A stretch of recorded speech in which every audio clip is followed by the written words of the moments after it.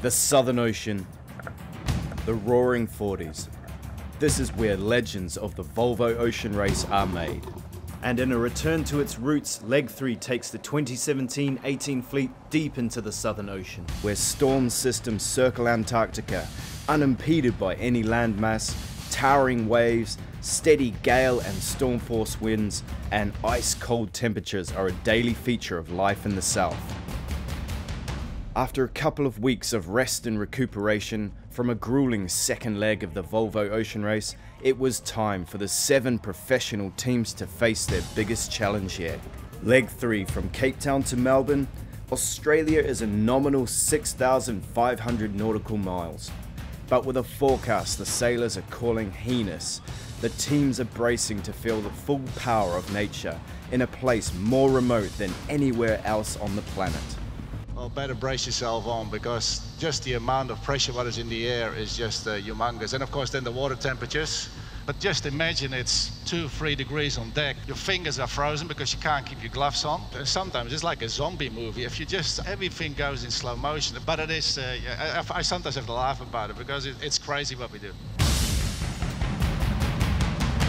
Deciding when to push for speed and when to throttle back to protect crew and equipment is a delicate balance. For underperforming teams, it was apparent that fast drivers were needed to be competitive. So 4th place, Team AkzoNobel is calling on ocean racing legends Alex Palla and Justin Ferris to join the team for the upcoming leg.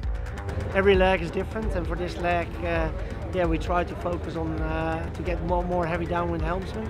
So we got Justin and Alex, very well experienced guys, you know, in the offshore racing, and hopefully they are just gonna give us that edge with the double points in mind to be on the podium. And that's what we fight for very hard. In fact, 6 of the 7 teams have made changes to their crews, rotating in fresh talent to the ranks.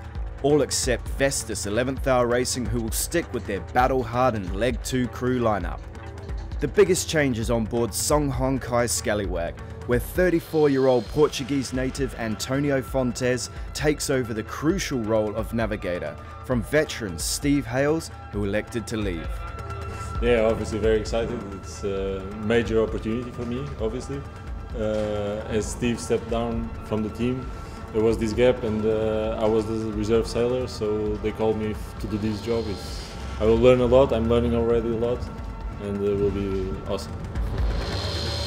Another young sailor being asked to step up is Dongfeng Race Team's Fabian Delahaye.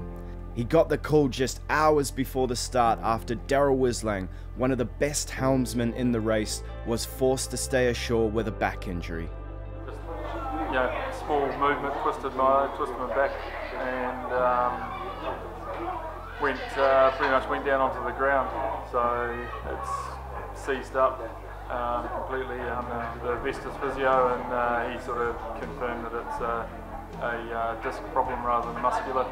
And Bruno Charles made the call that it's better for me to stay on land for this one and come back in Melbourne after rehab. So it's absolutely gutting for me, and let the team down. Table Mountain provided the iconic backdrop for Sunday's start as the 6,500 nautical mile leg to Melbourne got underway. The famed Cape Doctor, as the strong southeasterly wind is known, launched the fleet off the start line in 20 to 25 knots and past the southernmost point of Africa. Race leaders Matt Frey and Dongfeng Race Team were neck and neck through the final gate off Cape Town, leading the fleet south. Good weather to start the new leg. 35 knots upwind, and the wind right now should decrease for all the night. We will have a beautiful sunset on the Cape of Good Hope, but it's a bit bumpy. Fleet rounded the Cape of Good Hope, where the Indian and South Atlantic Oceans meet, plummeting into an unruly Southern Ocean on their way to the Melbourne finish.